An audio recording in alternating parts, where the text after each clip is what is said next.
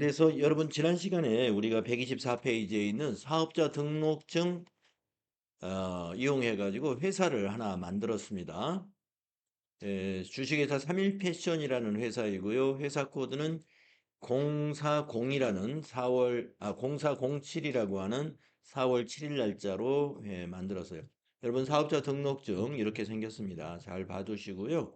여러분이 만약에 회계사 사무소에서 만약에 근무를 하신다. 내가 어떤 회사를 맡아서 그 회사의 업무를 해주기로 했다. 그러면 일단 그 회사를 내가 처음 시작할 때 그 회사의 사업자 등록증을 받아 보고서 오늘 조금 전에 지난 시간에 했던 것처럼 이 회사를 하나 프로그램에다가 만들어서 생성을 해야 됩니다. 그래서 그렇게 생각을 하시고 우리가 지금 3일 패션이라는 회사를 내가 쓰고 있는 회계 프로그램에다가 이 회사의 업무를 하기 위해서 등록을 했다 이렇게 보시면 돼요. 그러면 시험을 보실 때는 어떻게 하느냐? 이미 등록이 되어 있는 회사의 백데이터를 여러분에게 딱 줍니다. 시험 볼 때 이메일로 전송이 돼요.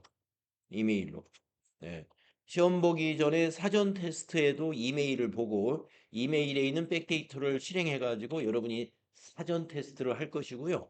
시험 보는 날 다시 이메일 똑같은 이메일로 여러분에게 전송된 이메일로 이메일을 읽어 보시고 거기에서 그 URL을 눌러서 들어가시면은 시험 보는 날은 또 새로운 회사로 백데이터가 와 있어요. 그러면 여러분이 그걸 설치하시면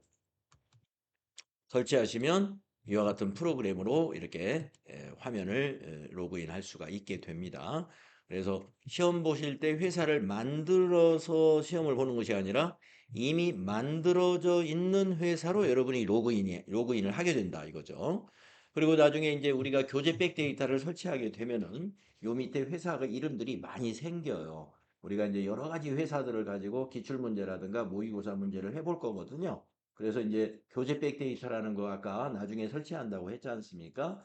그걸 설치하게 되면 회사 등록에 가면 여러 개 회사가 들어있다는 거죠. 그러나 시험 보는 날은 그렇지 않아요. 시험 보는 날은 그날 시험 보는 회사 하나만 회사 등록에 지금처럼 이렇게 들어가 있게 됩니다. 자, 여러분들이 이제 아까 회사 등록을 마친 다음에 그 등록장을 닫았어요.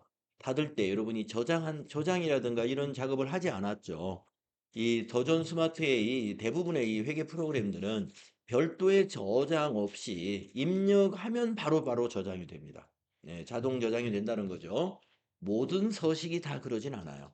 그래서 이제 여러분이 여기 있는 이제 여러 가지 서식을 이용하다 보면은 어떤 서식은 빠져나올 때 저장하겠습니까? 물어보는 거예요. 그 물어보는 것은 저장을 수동으로 해야 되는 것이고 물어보지 않는 것들은 다 자동으로 저장이 되는 것이다. 그리고 항목과 항목 간의 이동은 조금 전에 우리가 회사 등록할 때 말씀드렸다시피 엔터를 치면 우리가 그 셀 간의 이동이죠. 항목 간의 이동. 엔터로 셀과 셀, 항목 간의 이동을 하게 됩니다. 자, 그래서 오늘은 이제 여기 기초 정보 관리를 중점적으로 하게 될 겁니다. 그리고 이제 다음 시간에 전표 입력으로 넘어가게 됩니다. 기초 정보 관리에 여기 있는 메뉴들이 어떤 메뉴들인지를 쭉 훑어볼 거예요. 자, 그래서 이번 시간에는 여러분 교재 126페이지 중간에 있는 그림을 가지고 좀 약간 설명을 드리면은요. 급수별로 프로그램이 구성이 달라요. 급수별로. 그래서 이제 우리 교재가 FAT 1급 교재이기 때문에 제가 FAT 1급을 선택하고 들어오시라고 그랬던 거고 시험 볼 때는 급수 선택이라는 거 없어요. 시험 볼 때는 여러분이 FAT 1급에 응시하면 알아서 FAT 1급 메뉴만 딱 나옵니다. 예. 여러분이 만약에 TAT 2급에 응시한다 그러면 알아서 TAT 2급에 맞는 메뉴만 딱 보입니다. 그와 같이 시험 볼 때는 급수 선택이 없지만 교육용 프로그램에서는 급수 선택이 있어요. 왜냐? 이거 공부하다가 또 이거 옆에 이거 공부할 수도 있고 또 이거 공부하다가 이거 공부할 수도 있고 하기 때문에 교육용에는 급수 선택이라는 게 있죠. 그래서 메뉴 구성이 좀 달라요. 위로 갈수록 높은 급수로 갈수록 메뉴가 더 많아집니다. 예. 그래서 우리는 이 FAT 1급 요 메뉴를 가지고 공부를 하게 된다는 것입니다. 음, 환경 설정이라는 걸 좀 몇 가지 한두 가지 실습을 해볼 텐데요. 이 환경 설정이라는 것은 어떤 작업을 하는 것이냐면은 우리가 이제 어떤 회사를 일을 시작하려고 그래요. 그러면 그 회사의 특성에 맞게끔 특성에 맞게끔 환경을 잡아주는 거죠. 만약에 회사가 건설업이다 그러면 건설업에 맞게끔, 회사가 제조업이다 그러면 제조업에 맞게끔, 회사가 도소매업이다 그러면 도소매업에 맞게끔, 또는 임대사업이다 그러면 임대사업에 맞게끔 그 환경 설정을 해주는 곳이 여기 환경 설정이다, 이렇게 보시면 되겠습니다. 그래서 환경 설정에 가면 탭이 전체, 회계, 또 한두 가지 더 있어요. 좀 이따 들어가 보시면 알겠고요. 그래서 바로 실습을 하면서 해볼 거예요. 127페이지 수행과제. 예, 수행과제를 통해서 환경 설정에서 한두 가지 해보겠습니다. 자, 주식회사 3일 패션은 의류를 도소매하는 법인이라고 합니다. 그래서 의류 도소매 법인으로서 매입과 매출 거래의 전표 입력과 관련된 기본 개정 과목을 설정하려고 해요. 그래서 우리가 환경 설정에 들어가 가지고 회계라는 탭으로 갈 거예요. 회계라는 탭으로. 그래서 여러분들 환경 설정 메뉴로 한번 들어가 보겠습니다. 자, 메뉴에 있죠? 기초 정보 관리에서 환경 설정. 자, 왼쪽에 전체, 두 번째 회계, 그 옆에 CMS, 그 옆에 내 컴퓨터. 네, 이런 탭이 있네요.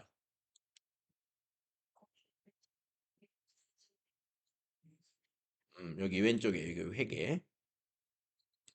예.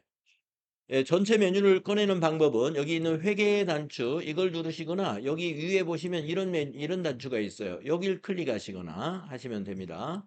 여기를 클릭하시거나 여기 회계를 누르시거나, 전체 메뉴로 나가실 때.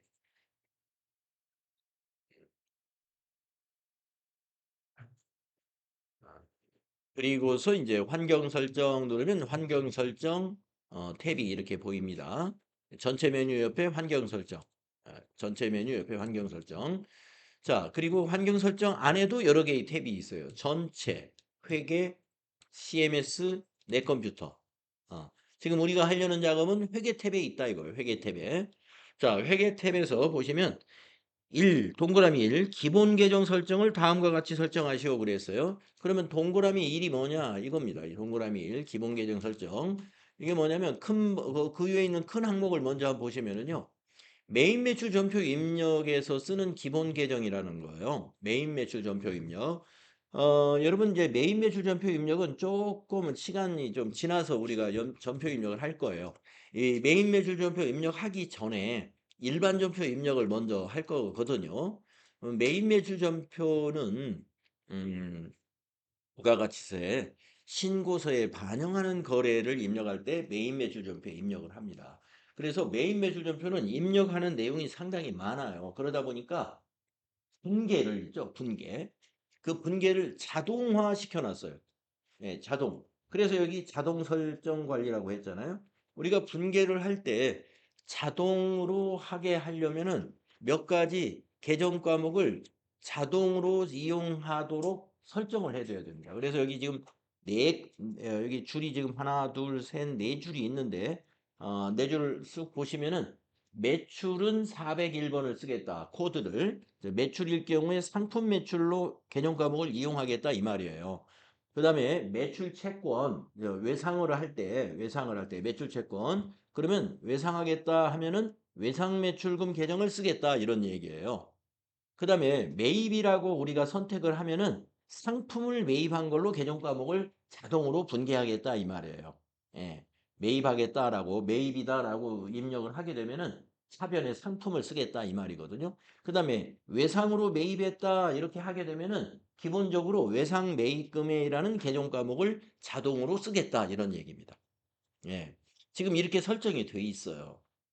그런데 보니까 딱 도소매업에 맞는 설정이에요. 이거 보니까. 여러분 도소매업이라는 것은요. 다른 회사로부터 완성된 상품을 매입해 가지고 그 상품을 판매하는 업종입니다. 그렇기 때문에 여기 있는 설정대로 보통 매입했다 그러면 상품 매입한 거예요. 계정 과목 상품을 쓰면 딱 맞는 거죠. 그런데요, 만약에 제조업이라고 하면은요, 매입했다 그러면 제조업은 대개 기본이 원재료를 매입한 거예요. 제조업이라고 한다면 원재료. 그렇기 때문에 제조업은 매입을 기본 계정을 원재료를 쓰는 환경 설정을 하게 될 것입니다. 그다음에 제조업은 매출을 했다 그러면은 상품 매출이 아니라 만들어서 파는 재고 자산은 제품이라고 그래요. 상품이라고 하지 않습니다. 그래서 제조업에서 매출했다라는 하면은 기본 계정을 제품 매출 401번이 아닌 제품 매출 코드가 따로 있습니다. 네, 그렇게 설정을 하는 거거든요. 그래서 우리 교재를 보니까 매출은 상품 매출, 매출 채권은 외상 매출금, 매입은 상품, 매입 채무는 외상 매입금. 그러니까 하나도 고칠 게 없네요. 네. 그냥 그대로 두면 되겠습니다. 자, 그런데 우리가 한번 해보기 위해서 매출을 한번 제품 매출로 한번 바꿔봅시다. 자, 매출을 제품 매출로 한번 바꿨다가 상품 매출로 또 바꿔볼 거예요. 자, 물음표 단추, 이 매출 옆에 있는 이 코드 옆에 있는 물음표 단추가 도움말 단추예요.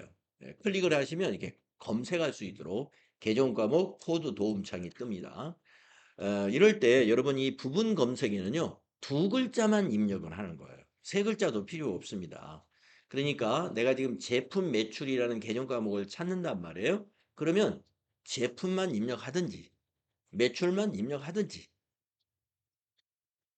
품 품매 품매 그것도 말이 되죠. 네, 품매 입력하는 사람은 없겠지만 하여튼 두 글자만 한번 입력을 해 보십시오. 그리고 엔터를 치면 그 단어가 이 두 글자 입력한 그 텍스트가 포함된 개념 과목을 화면에 쫙 보여줍니다.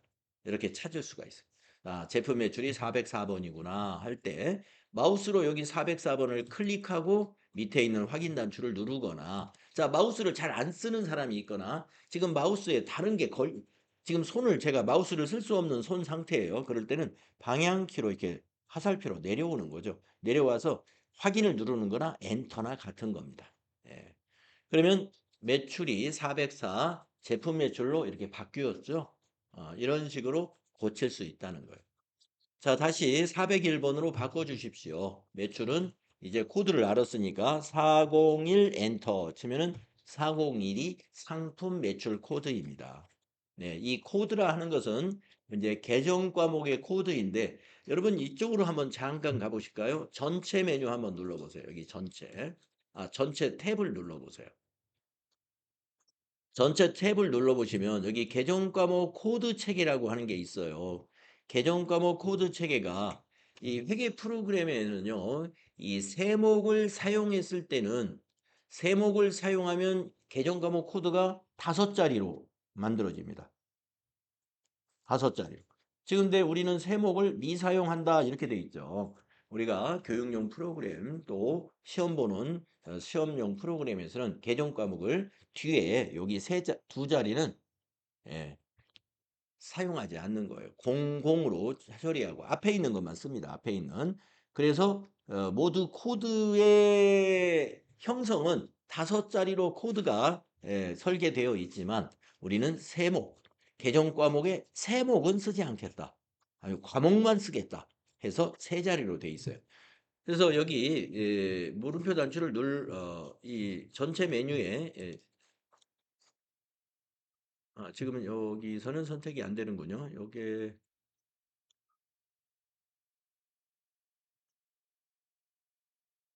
네. 교육용에서는 선택을 못하게 돼 있네요. 여기에 세목 미사용 또 세목 사용 이런 선택이 있습니다. 그래서 이제 시험 문제에서는 질문을 이렇게 해요. 환경 설정에 가서 계정 과목 코드 체계가 세목 사용이냐 미사용이냐 이런 질문을 하거든요. 그러면 여러분은 세목 사용이 보니까 세목 미사용이구나. 그래서 미사용이다. 이렇게 답안을 작성하는 경우도 있습니다. 또 소수점 관리에 대해서 물어보기도 해요. 소수점 관리에서 금액은 어떻게 표기를 하느냐? 반올림이다. 이런 것들이 이 환경 설정에서 확인해 볼 수가 있습니다. 음. 자, 다시 회계 탭에 가셔가지고 동그라미 2번을 우리가 수정을 해보겠습니다. 자, 교재에 보시면 수행 2번에 있는 내용을 한번 볼까요? 자, 수행 2번에 있는 내용은 동그라미 2 신용카드 기본 계정 설정은 다음과 같이 하시오. 카드 채권은 외상매출금으로 하고 카드 채무는 미지급금으로 합시다. 이렇게 돼 있어요. 그러면 우리가 어떻게 돼 있나 볼까요? 네, 신용카드를 사용했을 때 카드 채권은 미수금으로 돼 있고 카드 채무는 미지급금으로 돼 있네요. 제 거. 네, 그러면 고쳐야 되겠죠? 자, 카드 채권을 물음표 단수 눌러서 외상매출금으로 하겠다. 네, 외상이라고 입력하고 엔터 치면은 외상이 포함되어 있는 계정 과목이 보이죠? 외상매출금에다 놓고 엔터 하면은 108번으로 바뀝니다. 외상매출금 코드가 108번이에요. 그 다음에 카드 채무는 미지급금이다 라고 했으니까 이대로 그냥 두겠습니다. 그러면 제가 한번 여러분에게 설명을 해드려 볼게요. 우리 회사의 요 설정은 뭘 의미하는 것이냐. 자, 카드 채권. 예, 카드로 인해서 받을 권리가 발생했다 하는 것은 뭐냐면은 우리 회사가 상품을 팔 때 고객이 신용카드로 결제했을 때 이 말을 이런 상황을 얘기하는 거예요. 카드 채권이라는 것은. 예. 우리가 이제 옷을 도소매하는 업종이거든요. 의류를. 그러면 옷이라고 하는 것을 사갈 때 소매 거래가 많이 있어요. 소매 거래. 이 소매 개인들이 와서 사는 경우. 개인들은 대개 신용카드를 많이 이용하거든요. 신용카드로 옷을 산단 말이에요. 그랬을 때 우리는 계정 과목을 외상 매출금으로 하겠다는 거예요. 왜 외상 매출금을 할까요? 예. 고객에게는 사실상 옷을 대금을 받은 거지만 예, 우리 회사에 그 돈이 아직 입금된 것이 아닙니다. 만약에 삼성카드로 그 고객이 결제를 했어요. 그러면 우리 회사는 삼성카드를 거래처로 한 외상 매출금 분개를 하겠다 이겁니다. 왜냐하면 삼성카드사에서 우리 회사 통장으로 입금이 되려면 2, 3일 시간이 걸립니다. 예. 그래서 외상 매출금으로 회계 처리합니다. 일반적으로 다 그렇게 해요. 다른 회사도. 예. 그래가지고 이제 돈이 들어오면 그때 외상매출금이 회수된 걸로 이제 회계 처리를 다시 해주죠. 외상매출금 대변, 차변의 보통예금. 근데 이제 돈이 들어올 때 만약에 옷을 11만 원에 팔았다. 그러면 11만 원이 다 안 들어오죠. 예. 11만 원 대신에 10만 9천 원이 들어올 수도 있어요. 10만 9천 원. 그러면 1,000원이 뭘까요? 네, 카드사의 수수료 뭐 1%나 이렇게 뗀단 말이에요. 그 수수료는 수수료 비용으로 판매 관리비로 처리하는 거예요. 예. 그래서 대변의 외상 매출금 11만 원. 회수가 되면은 대변의 외상 매출금 11만 원, 외상 매출금이라는 자산은 감소시키고 차변의 보통예금 10만 9천 원 들어왔으니까 10만 9천 원 네, 당좌자산 증가시키고 차변의 수수료 비용 1,000원 해가지고 비용 처리를 하는 거죠. 자, 그래서 우리가 신용카드 판매를 하잖아요. 그러면 판매하는 회사는 이렇게 회계상 외상매출금으로 인식을 합니다. 그 다음에 밑에 카드 채무는 미지급금을 쓰겠다라는 그 기본 계정을 이렇게 쓰겠다는 게 무슨 말이냐면은 카드 채무니까 우리 회사가 카드를 사용한 거예요. 우리 회사가. 그러니까 그걸 이제 회사의 카드를 우리가 법인카드라고 부르거든요. 회사 카드, 법인카드. 그래서 법인카드를 썼다 이거예요, 회사가. 그런데 법인카드를 썼을 때는 왜 외상매입금으로 기본 계정을 하지 않았느냐, 우리 회사는. 우리 회사는 외상매입금이 별로 없다는 거죠. 무슨 것이냐, 무슨 말이냐 하면은 우리 회사에서 이 상품, 재고자산을 사올 때 법인카드로 사는 일은 아주 없거나 아니면 희박하다 이거. 네. 그러면 법인카드의 용도는 뭐다? 보통 일반 비용을 지출하는 데 쓴다 이거죠. 우리 회사의 방향이. 예. 상품 사올 때 법인카드로 쓰지 않는다. 그러면 외상매입금은 거의 없겠죠. 예. 그러니까 미지급금을 쓴다. 그게 무슨 말이냐? 법인카드는 대개 우리가 영업사원들이 가지고 다니다가 거래처 접대할 때 접대비로 법인카드를 쓴다든지 또는 이런 관리부서에서 무슨 소모품 같은 거 이게 구입할 때 예, 시장에 가서 뭐 살 때 이렇게 법인카드로 비용 지출할 때 또는 회식할 때 식당에 밥값 술값 계산할 때 법인카드를 쓴다. 그거는 뭐예요? 외상매입금이 아니거든요. 그래서 법인카드 용도가 대개 그런 용도라면은 기본 계정 과목을 매입 시에는 미지급금 쓰는 게 회계처리상 맞는 거죠. 그래서 물론 이 계정 과목으로 항상 이렇게 되는 것은 아닙니다. 하지만 이것을 자동 분계에 적용을 해 놓았다가 아닌 경우는 조금씩 고치면 돼요. 조금씩 손을 봐서 고칠 거예요. 자, 그렇게 우리가 지금 카드 채권은 그런 의도에서 외상매출금으로 했고, 카드 채무는 지금 제가 말씀드린 우리 회사의 법인카드 사용 성격상 미지급금이 맞는 거기 때문에 기본 계정 과목을 이렇게 바꾸었다. 네, 그렇게 이해하시면 되겠습니다. 자, 그래서 이 환경 설정이 뭘 의미하는지 여러분 이해를 하셨어요. 자, 이제 환경 설정 닫아 주시고요. 이번에는 128페이지로 가보시면은요, 128쪽에 거래처 등록이라고 하는 게 있어요. 예, 거래처 등록. 오늘은 이제 거래처가 하나도 없기 때문에 여러분이 꽤 많은 거래처를 등록을 할 겁니다. 시험에서는 거래처 등록을 하나 정도 나올 확률이 있어요. 신규 거래처가 발생했다 하면서 사업자 등록증 주고 거래처를 등록하라. 예. 그렇게 나오거나 아니면 거래처 등록된 내용 중에 수정사항이 발생했다. 이렇게 나올 수도 있고요. 아무튼 거래처를 등록할 줄은 알아야 됩니다. 그래서 오늘 거래처의 유형이 세 가지가 있어요. 그 유형별로 여러분이 등록하는 연습을 오늘 충분히 할 거예요. 자, 거래처란 무엇인가? 자, 내용을 보시면 관리하고자 하는 거래처의 기본 정보를 등록하는 메뉴입니다. 일반 거래처, 금융 거래처, 카드 거래처로 구분합니다. 아까 제가 세 가지 유형이 있다 그랬죠. 일반 거래처는 메인 매출 거래처를 말하고요. 금융 거래처는 은행 거래처를 말합니다. 카드 거래처는 말 그대로 카드 가맹점 또는 법인카드 거래처 이걸 말하게 되겠습니다. 외상거래로 채권 채무가 발생했을 경우 거래처별로 보조장부를 작성해야 하는데 이러한 거래처 원장을 작성하기 위해서는 반드시 거래처가 코드로 등록되어야 합니다. 그러니까 거래처 원장이라는 장부를 형성하려면은 거래처 코드 등록이 필수 적인 거다. 이런 얘기입니다. 그래서 신규 거래처가 하나 만들어졌다. 그러면 앞으로 이 거래처, 앞으로 신용거래 같은 거 할 거야 하면은 거래처 원장 반드시 만들어야 돼요. 네. 신용거래 없이 현금거래만 할 거다. 그러면 거래처 원장 없어도 큰 문제 없습니다. 왜? 거래처 원장을 만드는 목적이 바로 거래처별 보조장부인 거래처 원장이라는 걸 만들려고 하는 거거든요. 네, 거래처 원장이라는. 거래처 원장은 예, 외상 매출금이라든가 이러한 그 원장을 말하는 거예요. 자, 그래서 일반 거래처는 코드를 101번부터 요 97,999번까지 있다. 뭐 이 코드까지 외울 필요는 없어요. 그냥 일반 눌러서 여러분이 등록하시면 됩니다. 예. 그리고 금융거래처는 요 번호부터 요 번호 이렇게 할당이 되어 있습니다. 카드거래처는 또 요 번호부터 요 번호까지 할당이 되어 있어요.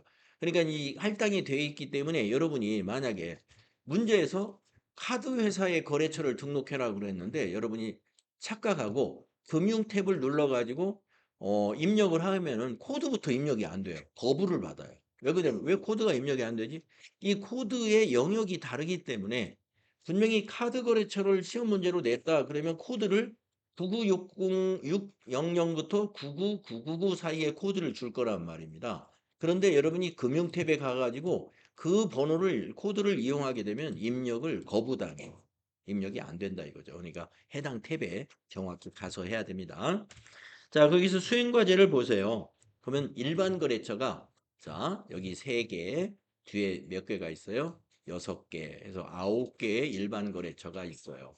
네. 근데 일반 거래처 중에 특이한 것은요. 이 맨 마지막에 있는 오상식만 사업자 등록증이 아니라 주민번호입니다.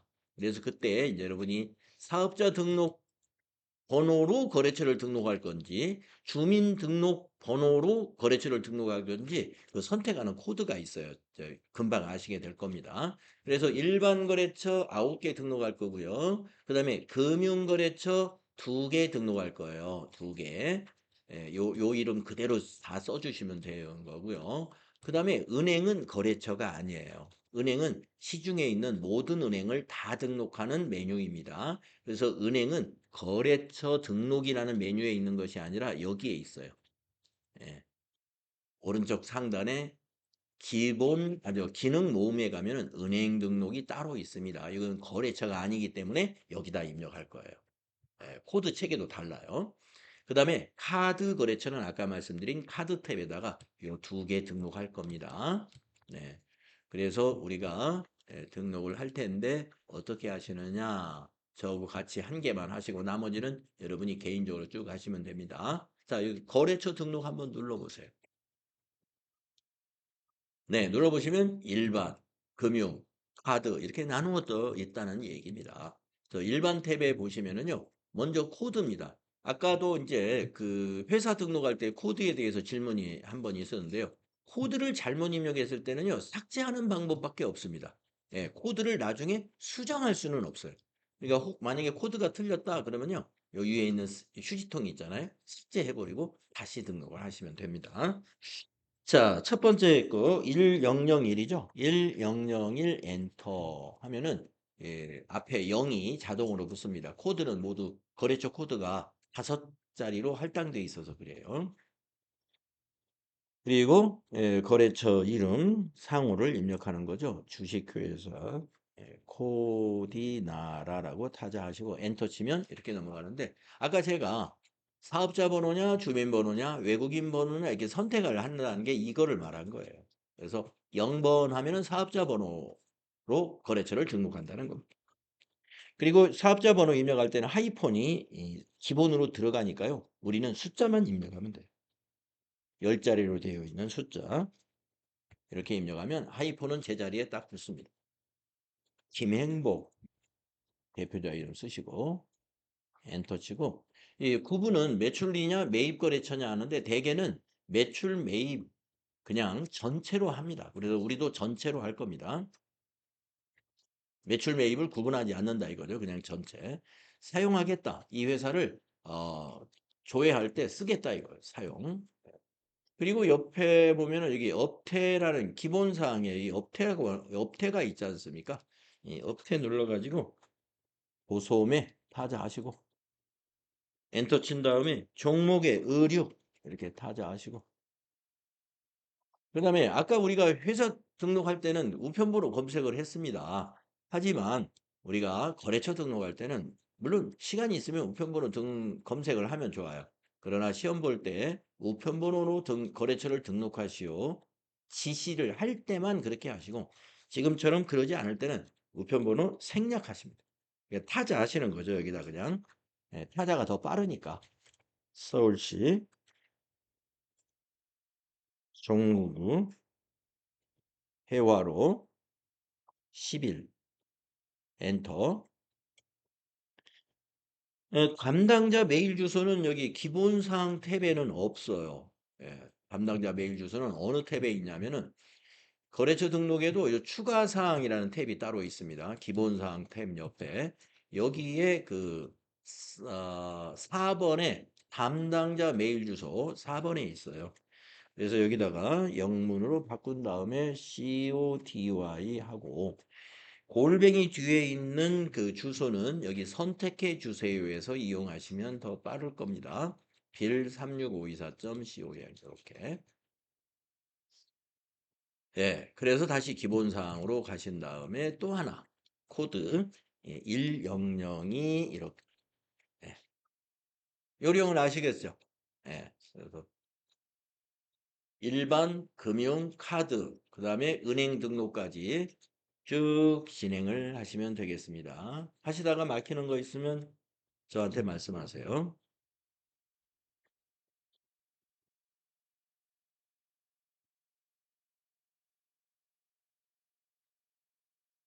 네. 자, 여러분들 거래처 등록 다 하셨어요. 그리고 쉬는 시간도 가지셨는데 저는 여러분들 거래처 등록하는 동안에 놀았잖아요. 그래서 이제 이 그 거래처 등록을 하신 분 거를 제가 가져다가 복사를 아까 떴습니다. 복사를 어디서 떴느냐면은 우리 회계 메뉴에 가시면은요. 데이터 백업이라는 여기 데이터 관리 박스 안에 데이터 백업이 있어요. 그래서 데이터를 거래처를 다 등록하신 분 거를 백업을 해왔습니다. 데이터 백업을 가지고. 그러면 제 컴퓨터에다가 복구를 시킬 거예요. 그럼 백업 데이터 복구 이렇게 누릅니다. 물론 USB를 가지고 가서 제가 했어요. 그래서 USB가 필요합니다. 이걸 하려면은.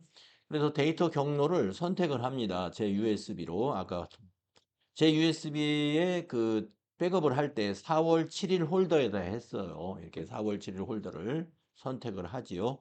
그 다음에 이제 확인을 누르면요. 이와 같이 사빌 패션 회사가 여기에 나타납니다. 복구할 회사 목록에. 그럼 여기를 선택하고 복구하기 누르면 데이터가 이제 똑같아져요. 복구하기 선택한 회사 코드로 복구합니다. 여기 두 번째 거 이거 선택하시고 예 하면은 복구가 진행이 됩니다. 그러면 성공이라고 나왔어요. 그러면은 제 거에도 자 회계에 가서 거래처 등록하게 되면은 자 조회를 눌러볼게요. 그러면 여기 다시 다 예, 다시 다 이제 이렇게 등록이 돼 있습니다. 금융거래처도 카드거래처도 다 등록이 돼 있죠. 그러니까 여러분이 만약에 결석을 하셨다. 만약에 4월 7일 날 수업을 결석을 했는데 우리가 이론 공부할 때는 그냥 따라서 하면 되잖아요. 책만 피면. 그런데 이제 그 이 실무 수업을 할 때는 그 전날까지 데이터가 있어야 그 다음부터 또 이어서 할 때 또 필요하잖아요. 그래서 그 전날 것까지 데이터를 이렇게 복구를 시켜놔야 돼요. 여러분 자리에다가. 만약에 USB가 없으면 제가 해드릴 거예요. 저한테 미리 수업 전에 제가 어디에 빠졌습니다 하면서 해달라고 하시면 되고,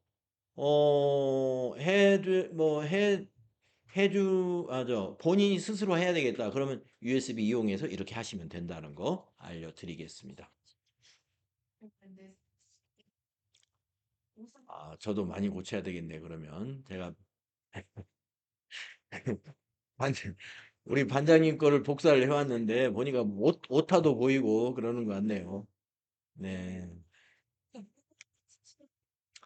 오상식이 두 개나 보이고 그렇습니다. 네. 자, 그러면 이제 지우겠습니다. 네. 고쳐야죠. 뭐 그렇게 되면. 지우는 건 간단합니다. 지금 오상식의 거래처 코드가 같은 코드로 어떻게 두 개가 등록이 돼 있을까요? 같은 코드 등록은 원래 안 되는데 03 어, 어떻게 교묘하게 다르게 그렇습니다. 오상식 코드가 원래 3001이죠. 그러니까 요것만 남기고 요건 없애야 되겠네요. 그러면 여기 체크하시고요. 위에 지울 때는 무조건 위에 삭제 하시면 현재 체크된 데이터 한 건 체크된 데이터 모두 삭제하시겠습니까? 예. 이렇게 하면 삭제가 됩니다. 현용이 아닌 것 같은데. 예. 예, 2002가 현웅, 현웅, 예, 여기 지어서 현웅으로 제가, 예, 예, 안경 쓰셔야 되겠네. 음, 현웅 컴나라, 현웅 컴나라, 코드 순으로.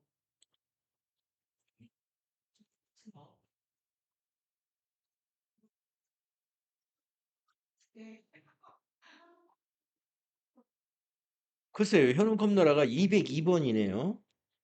2002번인데, 네. 천상 이걸 지우고 다시 해야 되겠네. 삭제. 이거 코드를 못 바꾸니까. 예, 삭제하고 현웅 컴나라를 다시 등록해야 되겠습니다. 예, 제가 복사 원본을 잘못 선택했네요.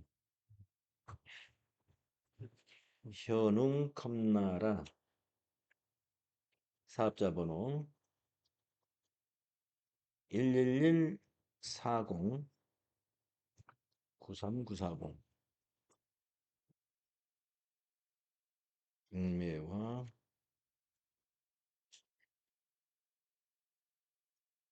전체 사용. 업태는 도소매 컴퓨터. 네. 주소는 서울시 은평구 가좌로.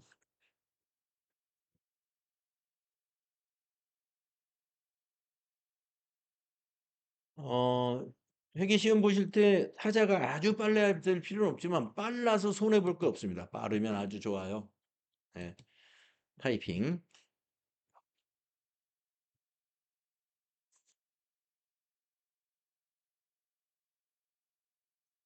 네. 그 외에는 뭐 다 잘 맞았을까요?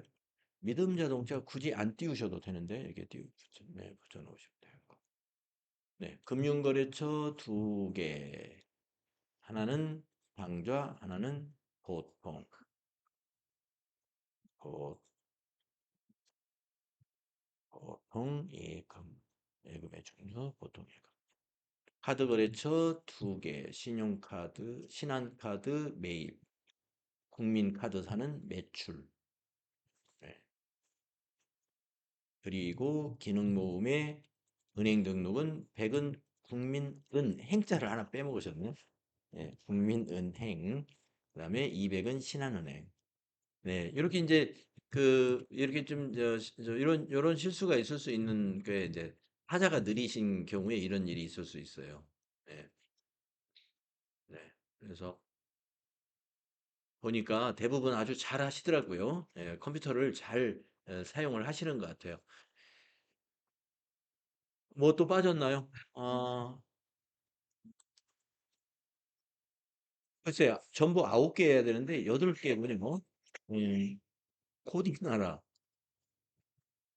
데일리룩은 가로를 두 번 치셨네. 미래교육이 빠졌습니까? 뭐,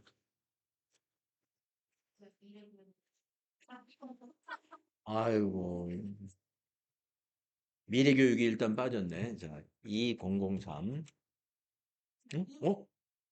2003이 황태자구나. 어머. 여기를 2003을 예, 주식회사 미래로 바꿔야 되겠네요. 주식회사 미래. 아이고, 손이 많이 가겠네. 미래교육원 해보시고요. 네, 사업자 등록번호 미래교육원 차미래 전체 사용하시고 예, 서울시 노원구 주소는 또 맞았네요. 소매교 예, 주소는 또 맞았고 이메일 주소 예, 이메일 주소도 맞았습니다. 그러면 황태자 펜시를 새로 넣으면 되죠. 2004 황태자 펜시 110 07 62934 등록된 사업자 번호다? 아, 미래교육원의 사업자 번호가 그렇군요. 217 81 15304. 어? 먼저 있어. 미래교육원이에요. 왜 안 바뀔까요? 217 81 15304 15304. 아, 되네요. 네, 밑에 황태자 펜시 110 07 62934 장태현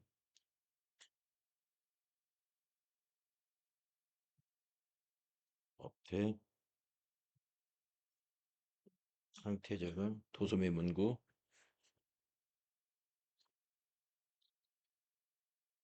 서울시 강남구 역삼로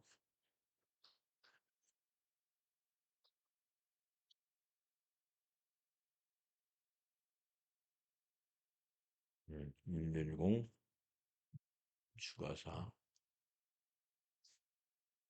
NIC 나이스. 뒤에는 빌 36524. 예. 어때요? 이제 좀 맞았나요?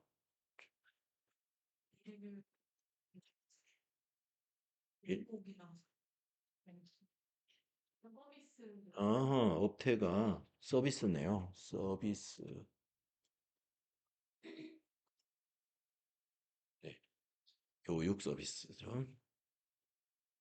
네. 9개 거래처는 일단 맞는 것 같고. 금융 2개, 카드 2개. 네.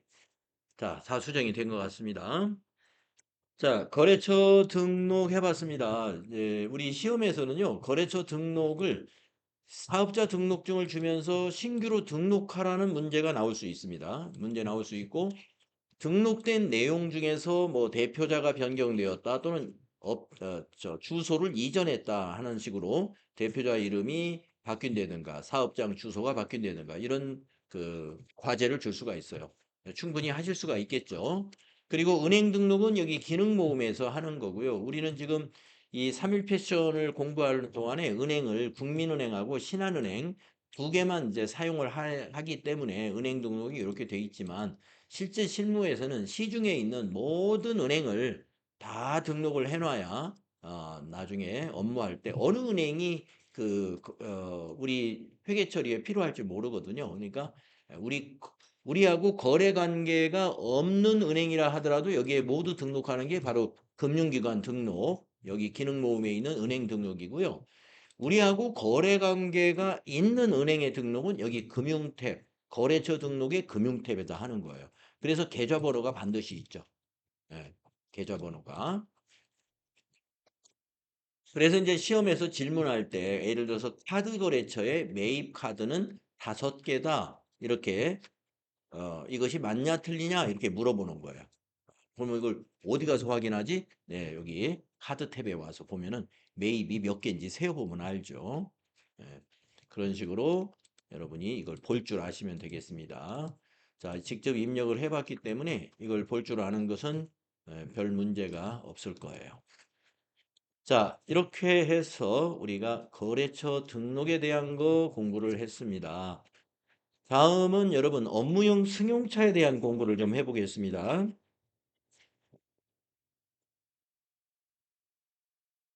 예, 교재 132페이지가 되겠는데요.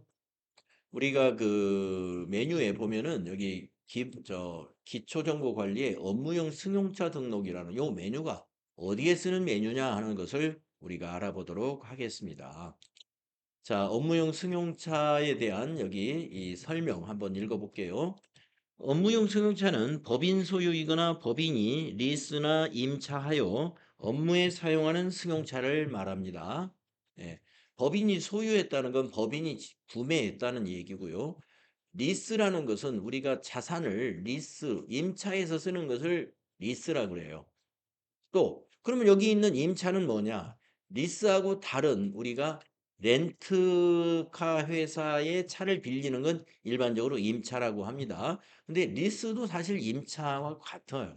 예, 금융 리스가 아니고 요즘에 이제 금융 리스 대신에 다 운용 리스를 하기 때문에 예, 리스료도 임차료로 처리하고 렌트비도 임차료로 처리하기 때문에 회계상으로는 리스나 임차가 다 임차료다 이렇게 보시면 됩니다. 자, 업무용 승용차는 직접 법인이 구매한 승용차이거나 아니면 임차에서 쓰는 차가 업무용 승용차다 이런 얘기입니다. 따라서 종업원의 소유의 차량을 업무에 사용한다 하더라도 우리 업무에 사용하고 차량 유지비를 이렇게 지급해주는 차량 보조금을 지급해주는 그런 승용차도 있죠. 그거는 우리 여기서 말하는 업무용 승용차는 아니다. 예, 그러니까 그런 개인차를 여기 업무용 승용차에 등록하는 것은 아니다. 이렇게 이해하시면 됩니다. 회사차여야 돼요. 회사차. 자, 그러면 업무용 승용차의 취득이나 유지에 대하여 그 지출한 비용을 유류비, 보험료, 수선비, 자동차세, 통행료 이런 것 등으로 관리를 하도록 하고 있습니다. 그러니까 개인차에 대해서는 관리를 하지 않아도 된다 이런 얘기가 되겠죠. 자, 그런데 이것은 말이죠. 사실은 세무관서에서 법인세법에 의해서 강제하고 있기 때문에 이 회계 프로그램에 이게 들어있는 거예요. 예. 사실은 기업에서는요, 알아서 업무용 승용차가 잘 업무에 제대로 활용될 수 있도록 다, 자, 기존부터, 과거부터 다 관리를 하고 있습니다. 알아서. 네, 그런데 우리 세무회계 프로그램에서 이것을 강제로 이렇게 2016년 1월부터 이렇게 하도록 법으로 정해놨죠. 왜 그러냐 하면은 2016년 이전까지 우리 세무관서에서 보니까 법인들이 법인들이 회사 업무 차량을 업무에만 사용하는 것이 아니라 임원들이나 대표이사 이런 그 회사 개인적인 용도로 많이 쓰더라는 거예요. 그러니까 예를 들어서 뭐 주말이라든가 휴일에 업무용 차를 가지고 퇴근을 해요. 퇴근해가지고 가족들하고 전국 일주를 한번 하고 유류비, 기름 넣고 통행료 넣고 그거를 전부 다 회사 전표로 차량 유지비로 처리하더라 이런 얘기예요. 아, 그러면 국가가 그런 걸 뭐 하든 말든 왜 간섭을 할까요? 대비 두면 뭐 문제가 있나요? 회사 차 가지고 뭐 종업원들 복지를 위해서 그렇게 쓰겠다는데 회사가 아니죠. 국가는 왜 간섭을 할까요? 세금이 적게 거치니까 그러겠죠. 예. 왜 세금이 적게 거치나요? 법인이 내는 세금이 법인세인데 법인세는 법인세 차감전 이익에 따라서 법인세가 결정이 되거든요. 근데 이익을 많이 내려면은 수익에서 비용을 뺀 것이 이익인데 비용이 아닌 것이 비용으로 잡히면 예, 법인세가 작아지겠죠. 그래서 비용이 아닌 것을 비용으로 잡아서는 안 된다. 그래서 초창기에는 그 규모가 그렇게 크지 않아 가지고 그냥 아마 세무관세에 그냥 넘어갔습니다. 예, 넘어갔는데 이게 너무 도가 지나친다라고 이제 보았겠죠. 그래 가지고 이게 회사 차인지 개인 차인지 구분이 안 가요. 예. 그리고 구분이 안 가니까 이제 이렇게 관리를 해라. 그래서 "필요하면 와서 보겠다." 이거예요. "필요하면 와서 보겠다." 와서 자세히 따져보면 따지게 되면은요. 업무용으로 아닌 것이 발견이 될 수가 있어요. 그렇게 되면은 인제 거기에 이제 추징적인 세금을 이제 두들겨 맞게 되는 것입니다. 그러니까 인제 2016 년부터는 '아 이거 업무용 수용차 인제 조심해야 되겠구나.' 네. 그래서 이런 의무적으로 이런 장부를 비치해야 돼요. 업무용 승용차 등록을 해 가지고. 자, 대상을 보겠습니다. 업무용 승용차 중에서 등록을 하지 않는 승용차가 있어요. 배기량 1000cc 이하. 자, 회사가 소유했고 회사가 렌트했지만 배기량 1000cc 이하 차는 업무용 승용차로 등록하지 마라 이렇게 되어 있습니다. 예. 경차에 대해서는. 그래서 우리가 경차를 가지고 경차에 대한 뭐 우대라고도 할 수 있지만 우대보다는 경차 가지고 가족여행 많이 안 가잖아요. 차가 커야 또 가족여행 가기 좋으니까 아마 그래서 경차까지 우리가 보지는 않겠다. 아마 그런 취지일 겁니다. 당연히 운수업이라든가 이런 운전학원에서 사업용으로 쓰는 거 이런 건 우리가 업무용 승용차가 아닙니다. 이건 영업용이에요. 영업용. 영업용 차는 업무용 승용차에 등록하는 게 아니에요. 예. 업무용으로 쓰는 것만 업무용 승용차에 등록한다. 이런 얘기입니다. 자, 감가상각 방법을 2016 년부터 정액법으로 하도록 5년간 상각하도록 해 놨고요. 승용차 관련 비용, 아까 이런 모든 비용에 대해서 그 장부를 구성해 놔라 하고 이렇게 되어 있습니다. 또 감가상각비는 연간 차량 업무용 수용차 한 대당 800만 원으로 한도를 정해 놨고요. 그러면 뭐 800만 원 곱하기 5년 하면은 정액법이면 4천만 원인데 승용차 4천만 원 이하의 것은 그러면 상관이 없겠지만 만약에 고급차 뭐 1억짜리 승용차를 업무용으로 쓰는 회사도 있잖아요. 그런 회사는 그럼 어떻게 하지? 네, 초과분에 대해서는 다음 해로 이월해 가지고 해 주니까 5년 이상 상각도 차량 가액이 많은 것은 가능하다. 이런 얘기. 보험 가입을 할 때도 임직원 전용 자동차 보험에 가입하라. 이렇게 법인세법에서 정해 놨습니다. 자, 이것이 업무용 승용차 관리예요. 그래서 업무용 승용차 관리 때문에 만들어지는 장부가 하나 있는데 여기 이 장부 박스에 보시면은 차량 비용 현황 업무용 승용차 이런 게 있어요. 이 차량 비용 현황 업무용 승용차라는 요 장부가 구성이 되려면은 업무용 수용차 등록이 먼저 돼야 돼. 네. 그리고 업무용 수용차 등록을 하려면은 승용차를 사면은 그게 승용차가 고정자산이거든요. 고정자산. 여러분 고정자산이라는 말은 우리 이론 배울 때는 고정자산이라는 용어는 쓰지 않았어요. 그럼 고정자산이 뭐냐? 고정자산이라 하는 것은요. 여러분 유형자산 배우셨죠? 유형자산. 유형자산이 뭐였어요? 건물, 토지, 비품, 차량 운반구 이런 것들 유형의 자산이었죠. 그 다음에 무형자산도 배우셨죠? 예, 무형자산, 영업권, 산업재산권, 또 어, 소프트웨어 등 광업권 이런 것들이 무형자산이에요. 여러분 고정자산은요. 유무형자산을 통합해서 쓰는 용어예요. 유형자산과 무형자산을 합해서 우리가 고정자산이라고 부릅니다. 그래서 유무형 자산을 취득하잖아요. 그러면은 전표 만들고 취득과 관련된 회계 처리하고 그다음에 고정자산 등록하고 그중에 업무용 승용차는 또 업무용 승용차 등록으로 연결을 합니다. 순서가 이제 이렇게 돼요. 자, 그래서 우리가 업무용 승용차 등록하는 거 실습을 해볼 거고요. 업무용 승용차의 그 관리 취지는 조금 지금까지 쭉 말씀드린 그런 내용이고 대상이 안 되는 차도 여러분 이해하셨어요. 자, 그러면은 바로 업무용 승용차 등록을 한번 해봅시다. 여러분 그 133페이지 수행과제에 있습니다. 업무용 승용차 등록 이거 해볼 거예요. 3일 패션에 업무용 승용차를 등록하기 위하여 다음을 수행하시오. 1번 고정자산 등록 메뉴에다가 고정자산 등록을 먼저 합시다. 요 표를 보시고 등록을 하실 거예요. 자, 그러면은 여러분 여기 고정자산 등록 박스에서 고정자산 등록 클릭하십시오.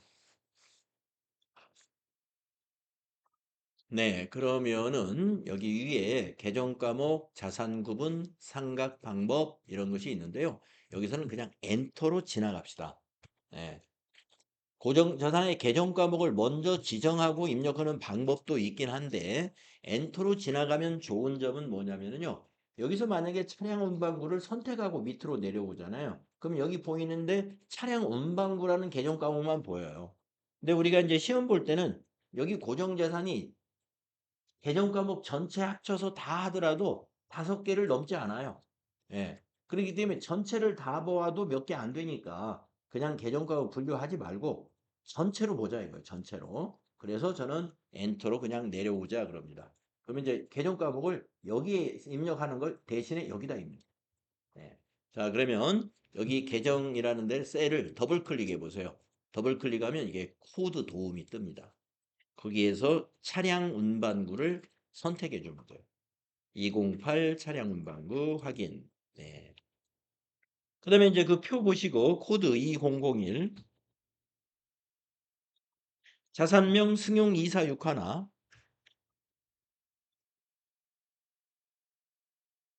취득일 2025 1231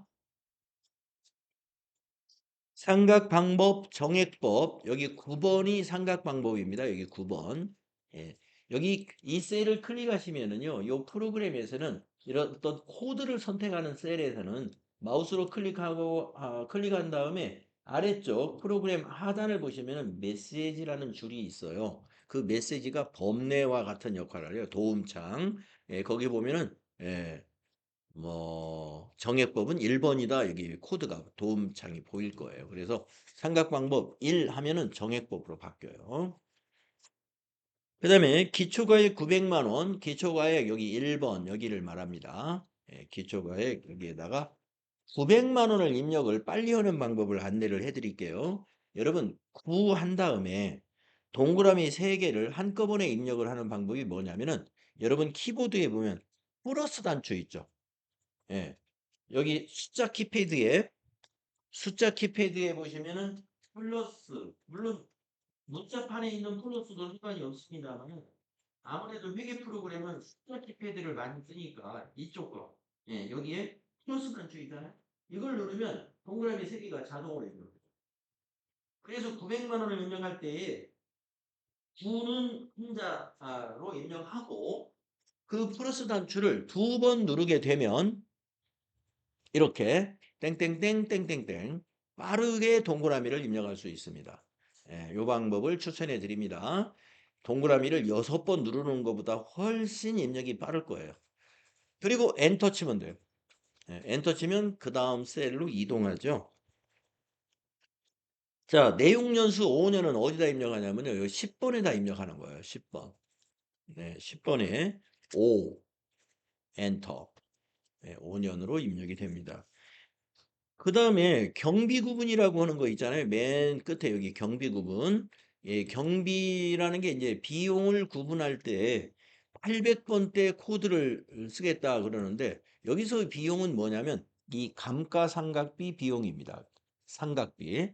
자, 감가상각비를 판매 관리비로 할 거냐, 제조 원가로 할 거냐 이런 것들인데요. 여러분 800번대 하면은 앞으로 800번대는 판매 관리비에 해당된다. 이렇게 받아들이면 됩니다. 판매 관리비. 여러분 우리 손익계산서 개념 과목 비용 배울 관리부가 아니라 관리비. 판매 관리비. 우리가 수익과 비용 개념 과목 정리할 때 판매비와 관리비 개념 과목 한 20여 개 급여, 복리후생비, 여비교통비, 접대비, 차량 유지비, 통신비, 수도광열비, 교육을 네. 취득일? 취득일 우리 입력 안 했나요?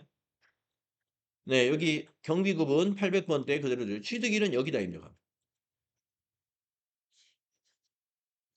취득일이 막혀 있어요.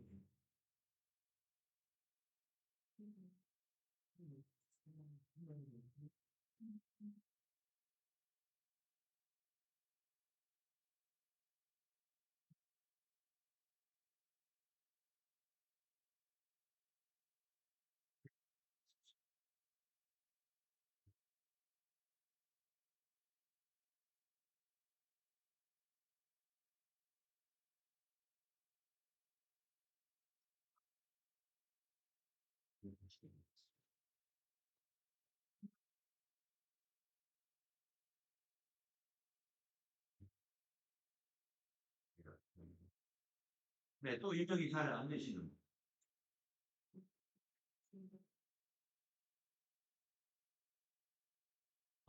혹시 취득이라고 왜 방법 요 셀이 가려져 있는 분은요. 요 셀이 가려져 있는 분은 안 보이면은 위에 계정 과목 코드 계정 과목을 요 위에다 입력하십시오. 저처럼 하지 마 우리처럼 하지 마시고 여기 취득일이 안 보이시는 분이 있어요. 화면에서. 네. 그러면은 여기 계정 과목을 여기다 선택해 주시면 됩니다. 여기서 차량 운반구 이렇게 하고 지나오시면은 여기 취득일 방법이 이렇게 보입니다. 네. 여기서 그냥 스페이스바로 지우고 이렇게 넘어오면은 이렇게 이제 제 거에서는 보이는데 안 보이는 경우가 있네요. 그럴 때는 개정 과목을 여기다 입력하시면 보인다. 자, 예, 경비 구분이 800번대라는 것은 감가상각비를 800번대로 한다. 코드에 800번대는 판매관리비를 의미하는 것입니다. 자, 이렇게 입력하시면 여기 회사 계상 상각비가 180만 원 이렇게 계산이 돼 있어요. 180만 원 정액법 5년으로 했을 때 맞는지 한번 따져보겠습니다. 자, 우리가 25년 12월 31일 날 취득을 했으므로 감가상각 26년도의 감가상각은 26년 1월 1일부터 12월 31일이니까 1년에 해당되잖아요. 그러면 이 취득 금액 이 900만 원 전기말 잔고 금액을 나누기 5로 하는 거죠. 5년간 정액법으로 하니까 그러면 180만 원 나오죠. 예. 그래서 1년의 감가상각비가 180만 원이고 회사에서 계상할 감가상각비는 180만 원이다. 그 감가상각비는 800번대 판매 관리비로 처리하겠다. 이러한 설정이라고 보시면 됩니다. 그다음에 이제 이것을 업무용 승용차로 등록하고 나서 조회하면은 이 자리 26번이 업무용 승용차 여부가 여로 바뀌어요. 여. 지금은 부로 돼 있죠? 이 부로 돼 있는 것은 아직 이 차량이 업무용 승용차에 등록이 안 된 것이다. 이런 것을 의미합니다. 좀 이따 등록하고 와서 일로 고정자산 등록에 와서 여기 조회 눌러보면은 여기가 여 이렇게 바뀌어져 있습니다. 한번 가보겠습니다. 이제. 자, 수행 2번이 이제 보시면은 고정자산 등록한 업무용 승용차를 이제 업무용 승용차 등록 메뉴에다가 등록하시오 하는 거예요. 저를 따라서 한번 해보시겠습니다. 자, 전체 메뉴에 다시 나가셔가지고 이제는 업무용 승용차 등록 이겁니다. 일로 들어가 볼까요? 네, 그러면 이제 이런 양식이 나와요. 여기 코드는 거기 표에 있는 코드를 이용하세요. 101 엔터 차량 번호 645-2461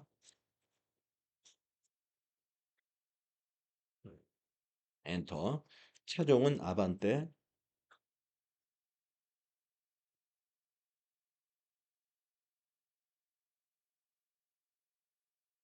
엔터 명의는 회사 사용 하신 다음에 기본 사항에 2번부터 요 6번까지에 있는 항목은 고정자산 코드를 이용해서 입력을 할 거예요.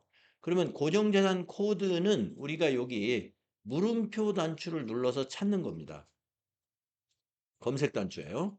이걸 누르면 우리가 차량 운반구에 등록되어 있는 그 코드가 여기 쭉 보이거든요. 우리는 하나만 등록했으니까 현재 하나만 보입니다. 여기에서 승용 246 하나를 선택하고 밑에 확인 눌러주시면 됩니다. 그러면은 방금 말씀드린 대로 2번부터 6번까지의 항목이 다 채워져요. 고정자산 코드하고 고정자산 이름하고 취득 일자하고요. 경비 구분 코드하고요. 명의 구분까지 입력이 채워집니다. 임차한 차라면은 여기다 임차 기간을 입력하겠으나 우리는 회사차이기 때문에 명의가 회사차니까 임차가 없는 거죠. 자, 이제 8번부터 입력하시면 돼요. 그 표 보시고 200km. 주행거리가 현재 200km. 그러니까 업무용 승용차 등록할 당시의 주행거리를 말해요. 그 다음에 업무용 자동차 전용보험. 그 다음에 보험기간. 여기다가 이제 입력하는 거예요. 2025 1231부터 2026 1231. 네, 이렇게 등록하는 겁니다. 업무용 승용차 등록.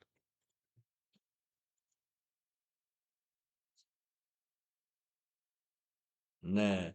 그래서 업무용 소형차 등록하세요. 그러면 이런 작업을 해주시면 됩니다. 네. 그래서 소형차 등록을 마쳤습니다. 네, 여러분 다음 내용은 이제 풀이가 나와 있는데 우리 교재에는 어떤 수행 실습을 과제로 주고 그 밑에 풀이가 이렇게 그림으로 표시가 되어 있습니다. 그림으로. 그래서 조금 전에 고정자산 등록한 것이 여기 여로 바뀌었는지 한번 가서 조회를 해볼 텐데요. 여러분 여기 탭에 고정자산 등록이라는 탭이 여기 보이실 거예요. 안 닫았으면.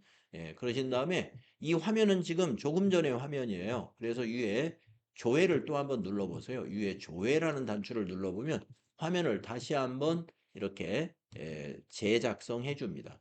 조회를 눌러서 여기 차량 운반국 여기 승용 이사휴가나 클릭해 보시면 여기 26번이 여로 바뀌어 있습니다. 업무용 승용차로 등록되었다. 이것을 우리가 확인할 수가 있죠. 그래서 우리 교재에 수행과제 풀이가 나와 있기 때문에 여러분이 꼭 실습에 대해서 컴퓨터가 있어야만 실습이 된다. 예, 그러지 않아도 이렇게 눈으로도 실습을 할 수 있죠. 예, 눈으로도 이 책 보고 그다음에 수행과제 보면서 '아 이렇게 하는 거구나.' 예. 충분히 책으로 실습이 가능해요, 눈으로. 그래서 복습을 해야 되는데 '아 나 컴퓨터가 지금 컴퓨터 좀 앉아서 해야 되는데 복습을 못 하고 있네.' 예, 책 보면 복습이 돼요. 예. 책 보면 '아 우리가 그렇게 했었지. 요거 눌러 가지고 요렇게 찾았었구나.' 이렇게 예, 책으로 복습이 가능하다는 거. 그다음에 팁을 한번 읽어 보겠습니다. 135 페이지. 예, 요 팁은 이제 앞으로 이제 한 번씩 읽어보고 하는 게 좋은데요. 시험과 관련해서 이 지금 우리가 수행한 것이 시험하고는 어떤 관계가 있다. 보통 그런 내용을 팁에다 넣어놨거든요. 그래서 꼭 읽어보는 게 좋아요. 자, 수행 팁을 보시면 고정자산 등록에 등록된 업무용 승용차를 불러와 공통적인 부분은 자동 반영받는다. 아까 우리가 물음표 단추 눌러서 반영했던 거.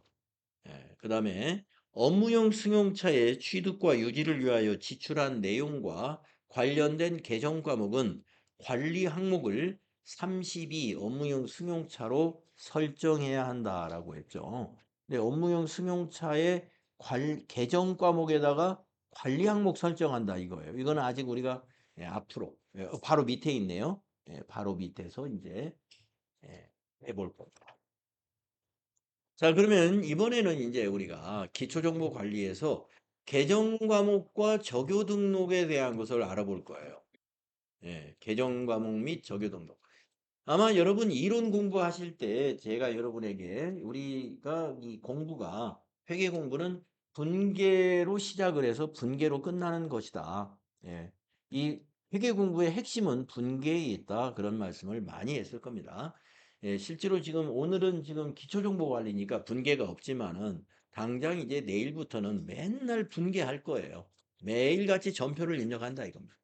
그러면 바로 그 전표 입력에서 즉 분계의 절차가 뭐예요? 첫째, 개정 과목을 찾아낼 줄 알아야 돼. 예. 그리고 그 개정 과목에 차변에 기입할 건지 대변에 기입할 건지를 판단할 줄 알아야 돼요. 그게 거래의 8요소. 거래의 8요소를 이해하는 거죠. 그리고 나서 이제 금액을 얼마로 인식할 것이냐. 어떤 것은 계산도 약간 해야 되고 어떤 것은 계산이 전혀 필요 없기도 합니다. 자, 바로 그 분계의 3요소, 개정 과목과 네, 먼저 가요. 네, 개정 과목과 그다음에 그런 그 하변 대변, 거래의 8요소, 그다음에 금액. 이것입니다. 그래서 개정 과목이 매우 중요하기 때문에 여러분에게 이 개정 과목 반드시 외워야 됩니다. 네, 이렇게 강조했던 거 생각날 거예요. 아직 많이 못 외웠지만 이제 실무하면서 앞으로 더 많이 외워주시길 바라고요. 자, 그겁니다. 그래서 이 프로그램에서 이 개정 과목을 어떻게 관리하고 조회해보고 할 것이냐. 그걸 지금 알아보겠습니다. 자, 거래가 발생하면 기업의 자산, 부채, 자본의 증감 변화와 수익 비용이 발생하는데 이러한 증감 변화 및 발생을 구체적인 항목을 세워서 기록 계산하는 단위가 바로 개정 과목입니다. 네, 이미 알고 있는 거예요. 자, 본 메뉴는 101번부터 999번까지 개정 과목 코드를 세 자리를 쓰기 때문에 101번이라고 그래요. 근데 원래는 101, 00 이렇게 다섯 자리, 뒤에 두 자리가 숨어 있어요. 자, 근데 두 자리 세목을 안 쓰거든요. 안 쓰니까 101번. 끝번호는 999번. 예. 그래서 코드가 이렇게 만들어져 있습니다. 그렇게 해서 개정 과목을 코드로 규정을 해 놨어요. 그래서 전표 입력에서 빈번하게 사용되는 적요를 적요라는 거 우리가 또 처음 들어보네요. 적요. 자, 전표 입력 때 빈번하게 사용하는 적요라고 그랬어요. 그러면 이 적요가 뭐냐? 이 적요라는 말이 이겁니다. 거래의 내용을 요약해서 적어두는 거예요. 그게 적요입니다. 그게 무슨 말이냐? 가령 복리후생비라는 개정 과목으로 회계 처리를 했다고 봐요. 복리후생비. 그런데 이 복리후생비의 내용을 보면요. 종류가 굉장히 많습니다. 복리후생비가 직원들 야근 식대도 복리후생비고요. 그다음에 그 건강보험료를 회사가 부담해주는 그것도 복리후생비고요. 네. 그다음에 직원들에게 작업복이나 유니폼 같은 거를 지급해요. 그것도 복리후생비예요. 네. 그러니까 복리후생비 내용이 그 외에도 굉장히 많습니다. 그런데 자주 지출하는 그런 복리후생비에 대해 우리가 개정 과목 하나만 처리하는 게 아니라 그 비용의 관리를 위해서는 이 복리후생비의 내용이 뭐다. 내용을 요약해서 적어줘요. 그것이 적요인데 아까 말씀드린 이것이 유니폼 지급비라든가 아니면 창립기념일 선물비라든가 또는 식대라든가 이런 것을 설명을 적어두는 거죠. 그것을 미리 등록해 두면 전표 입력을 자주 할 때 편리하겠죠. 그래서 적요, 많이 사용하는 적요를 미리 등록시켜 놓을 수가 있습니다. 이 계정 과목 및 적요 등록에서 그것도 한번 실습을 해볼 거예요. 아, 자, 여러 가지 설명이 있는데 빨강색 계정 과목을 만날 때 여러분이 그걸 고칠 때는요.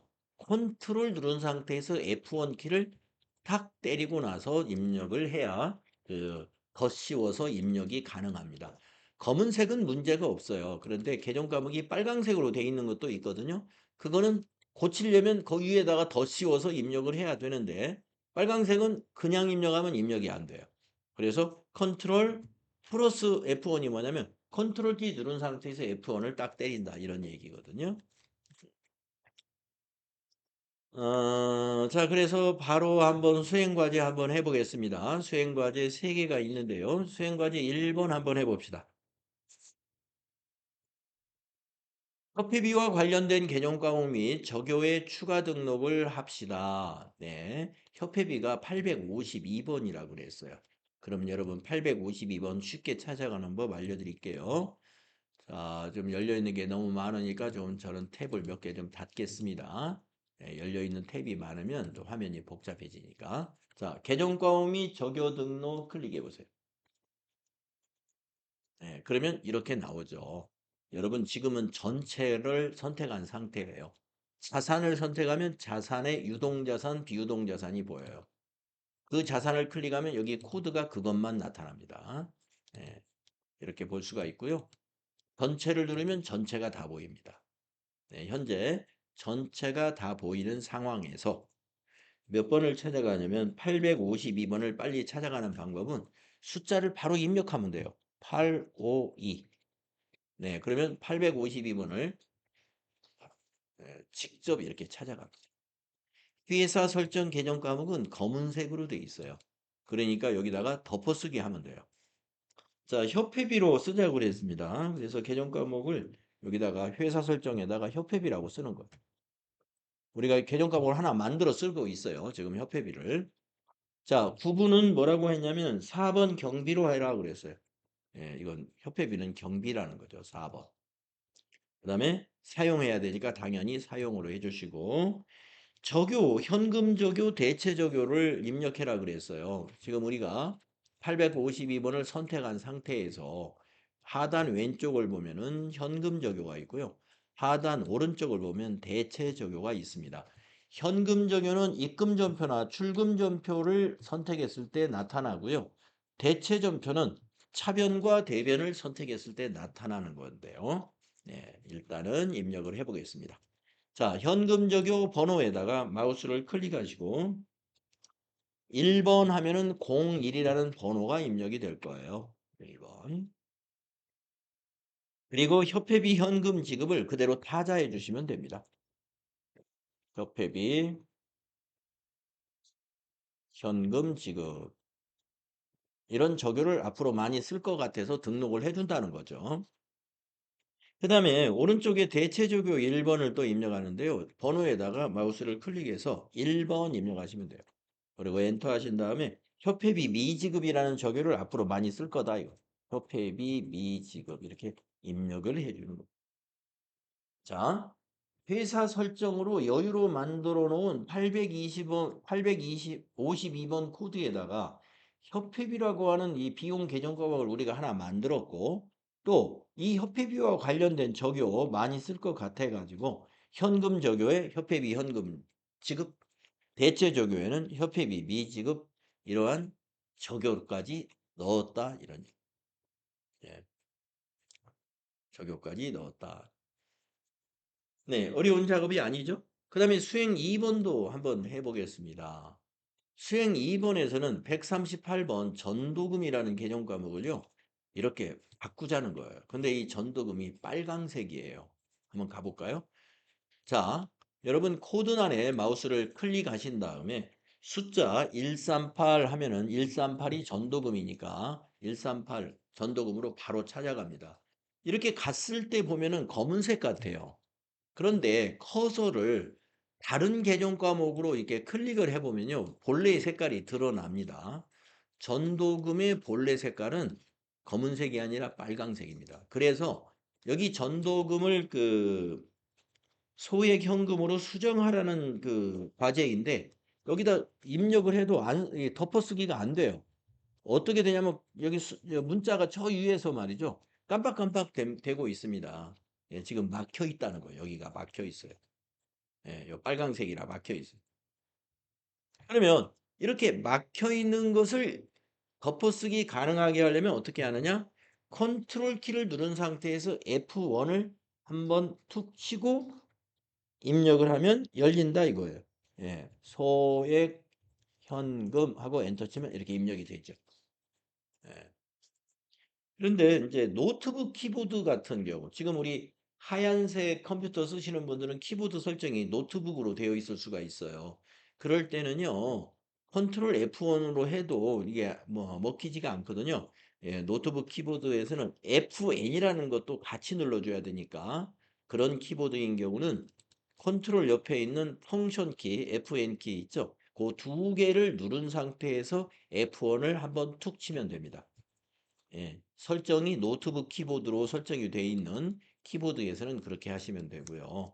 이 우리 키보드에 일반적으로는 컨트롤 옆에 FN 펑션 키 없거든요. 일반 데스크탑 키보드는. 예. 예. 노트북 키보드 형식을 가지고 있는 키보드는 컨트롤 옆에 FN이라는 키가 있어요. 예. 그걸 컨트롤과 함께 누른 상태에서 F1을 때려주면 돼요. 예. 빨강색은 이렇게 고칠 수 있다.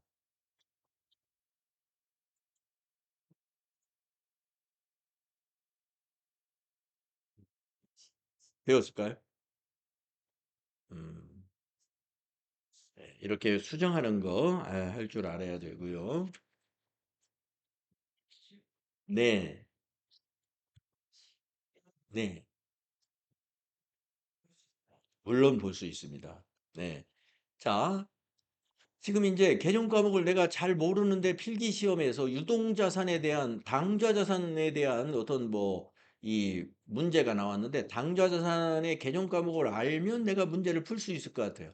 잽싸게 일로 들어와서 예, 당좌자산 보시고 아, 이게 외상매출금도 당좌자산이었구나. 금방 보면 알 수가 있습니다. 네. 판단이 좀 어려울 때 여기 와서 얼마인지 시험 볼 때 이 프로그램은 켜놓고 시험 보는 거니까요. 예. 여기 와서 참고적으로 볼 수는 있어요. 근데 과연 그런 여유가 있겠느냐 이겁니다. 예. 제한 시간 60분 안에 주어진 과제를 다 수행하셔야 되는데 이렇게 여유 있게 와서 보고 할 시간은 그렇게 없다. 특히나 준비가 덜 된 사람은 시간이 절대적으로 부족할 수가 있어요. 충분히 준비한 사람은 오히려 여유가 있습니다. 그래서 이것도 보고 이렇게 개념 과목 볼 수 있으니까 내가 이 부채에서 문제에서 말이죠. 유동부채가 아닌 것은 이 문제가 나왔어요. 근데 유동부채가 오락가락해. 그러면 일로 들어와서 부채, 유동부채. 누르면 유동부채 개정 과목 다 보인단 말이에요. 예? 예, 이게 다 유동부채. 몇 개 안 돼요, 유동부채. 예, 그래,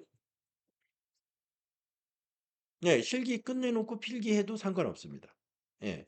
그러나 이제 시험지 순서는 우리가 이제 여기 우리 그 이메일을 읽듯이 왼쪽에 이렇게 화면이 웹사이트 화면으로 뜨는데 순서는 이론부터 순서대로 나와요. 그러나 문제를 해결하는데 이론을 꼭 먼저 해야 되는 건 아니고 나중에 해도 됩니다. 시간이 부족한 사람들은 일부러 그렇게 합니다. 이론을 나중에 해요. 시간에 자신이 없는 분들. 왜 그러냐면 이론은 전부가 객관식이잖아요. 보기에서 1번이냐 4번이냐 이게 찍는 거잖아요. 그러니까 그 이론은 시간이 없으면 그냥 찍어도 되니까 확률적으로 4개 중에 하나 찍으면 네, 운 좋으면 맞출 수도 있거든요. 그런 이유 때문에 이론을 나중에 하는 분도 있어요. 이론은 나중에 해도 됩니다. 음. 자, 그래서 이렇게 여러분이 이 프로그램 가지고 놀면서 자본의 구성에 대해서 아직 공부를 못했다. 뭐 책을 안 보도 여기 보면 알아요. 자본의 구성 오늘 완전히 알아야지. 자본은 법인의 자본은 자본금, 자본잉여금, 이익잉여금, 자본조정, 기타 포괄손익, 손익이라고 돼 있지만 이제 두 개, 누계액 이건 생략이 돼 있네요. 이렇게 구분하는 거다. 자본잉여금에 대한 개념 과목을 내가 하나도 모르는데 이걸 딱 클릭해 보면 자본잉여금은 주식 발행 초과금, 감자차익, 자기주식 처분이익 이런 거였구나. 위에서 세 개만 알아도 많이 아는 거예요. 네. 그래서 이 프로그램에 들어와서 계정 과목 및 정규 등록 눌러 가지고 가지고 놀면 공부가 됩니다. 네. 자, 지금 우리가 수행 과제에 수행 2번까지 했고요. 이제 수행 3번 한번 해보겠습니다. 자, 수행 3번을 보시면 업무용 승용차와 관련된 다음의 개정 과목에다가 관리 항목을 추가 설정을 수행하라 이랬습니다. 아까 우리가 앞에서 업무용 승용차 등록을 했는데 업무용 승용차 등록의 목적이 뭐냐면은 비용을 차량별로 관리하기 위한 거예요. 차량별로. 그러려면은 어떠한 개정 과목에 대한 비용을 추가적으로 차량별로 또 구분해야 되느냐 하는 것을 미리 만들어 줘야 되거든요. 그래서 차량과 관련된 비용 개정 과목은 보험료하고 차량 유지비다. 이렇게 보았을 때 두 개를 선택해 가지고 각각 관리 항목을 업무용 승용차라는 관리 항목을 추가해 줘야 됩니다. 뭐 우리 회사는 차량에 대한 개정 과목에 차량 유지비 보험료 요 두 개만 쓴다 그러면 두 개만 하면 되고 다른 것도 차량의 비용과 관련이 있다 그러면 그 개정 과목에다가도 업무용 승용차를 관리 항목으로 넣어줘야 돼요. 그래서 관리 항목으로 추가하는 방법을 알아야 된다는 거죠. 자, 그러면 추가하는 방법 실습을 해보겠습니다. 먼저 822번을 한번 찾아가 보겠습니다. 자, 전체로 가셔가지고 코드란에 커서가 있을 때 822를 타자하면은 바로 차량 유지비, 판매 관리비인 822를 찾아가요. 자, 그러면 822 차량 유지비에서 관리 항목을 추가하는 곳이 어디냐 하면은 이곳입니다. 이곳. 여기 위에 항목이 지금 관리 항목이라고 되어 있잖아요. 이곳이에요. 여기가 지금 셀의 넓이가 좁아가지고 다 보이는 건 아닙니다만은 마우스를 여기다 떡하니 올려 보면은 풍선 도움말이라고 하죠. 이거 거래처, 부서사원, 카드, 프로젝트 이렇게 현재 관리 항목이 네 가지가 기본적으로 등록돼 있어요. 그러면 여기다 하나를 더 등록할 거거든요. 그러면 이 관리 항목 셀을 더블 클릭해요. 더블 클릭하면은 이렇게 팝업 창으로 1번부터 2, 3, 4, 5, 6 해서 맨 아래로 내려가 보는데요. 이렇게 오르락 내리락 하면은 오른쪽에 사용에 동그라미 되어 있는 것이 현재 등록된 관리 항목입니다. 동그라미가 아마 네 가지가 되어 있을 거예요. 여기에 맨 끝에 가시면은 업무용 승용차가 32번인데 거기를 동그라미로 바꿔주면 되는 거예요. 여기를 동그라미로 이렇게. 그리고서 밑에서 확인을 눌러주면 관리 항목 하나가 만들어진 겁니다. 여기 마우스를 클릭하면 업무용 수용자 풍선 도움말에 보여요. 이런 식으로 보험료도 그렇게 해 주세요. 보험료 여기 관리 항목을요. 더블 클릭합니다. 차량 유지비 바로 위에 있어요. 그리고 밑으로 쭉 끝으로 내려가서 업무용 승용차의 이 사용을 동그라미로 바꿔줘요. 이렇게. 그리고 확인. 네. 그래서 어떠한 개념 과목에 업무용 수용차 관리 항목을 추가하라. 그러면 그 개념 과목을 먼저 찾아갑니다. 이 코드를 이용해서 찾아간 다음에 관리 항목에 더블 클릭을 통해서 업무용 수용차의 관리 항목은 맨 끝에 있기 때문에 이거를 동그라미로 해주고 확인해 주면 된다. 그래서 만약에 시험에서도 관리 항목 추가하는 문제를 낸다 그러면 업무용 승용차 관리 항목 문제가 나올 확률이 매우 높아요. 왜 그러냐면은 이 관리 항목에서 지금 이 업무용 승용차에 대한 관리가 굉장한 이슈가 되기 때문에 시험도 그 방향으로 문제를 내고 있는 것입니다. 자, 오늘은 여기까지만 하겠습니다. 네, 수고하셨습니다. 네.